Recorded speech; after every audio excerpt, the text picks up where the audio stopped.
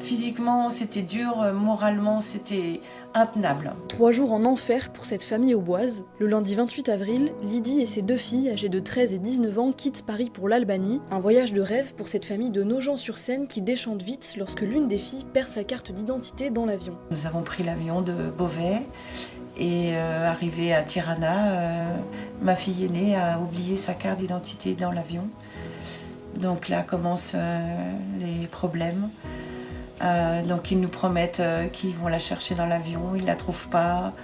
Ils nous font poireauter 3 heures dans l'aéroport et nous forcent à racheter des billets d'avion pour le lendemain.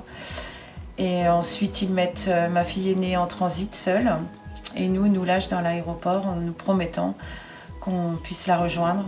Seulement c'est impossible, ils ne nous laissent pas passer. Je pleure pour lui donner de l'argent, ils acceptent. Après maintes reprises.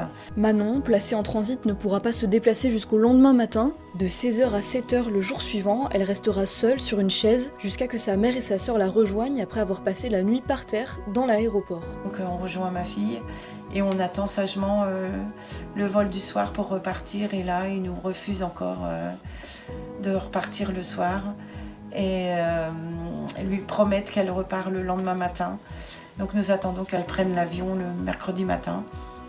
Et une fois qu'on est sûr qu'elle est rentrée sur Paris, on prend enfin d'autres billets d'avion pour rentrer toutes les deux sur Paris le soir. Lydie et ses filles sont marquées par cette mauvaise expérience de voyage. Se retrouver si loin de la maison avec des policiers qui nous mentent, qui se moquent de nous. On appelle l'ambassade qui nous répond pas, qui dit qu'il peut rien faire. Et se retrouver comme ça seul à essayer de se battre pour juste rentrer chez nous. En fait, on voulait juste rentrer chez nous. Malgré nos demandes, nous n'avons pas obtenu de réponse du ministère de l'Europe et des Affaires étrangères. C'est un traumatisme. J'ai encore beaucoup de mal à me remettre. La famille essaie désormais de prendre cette histoire exceptionnelle avec légèreté.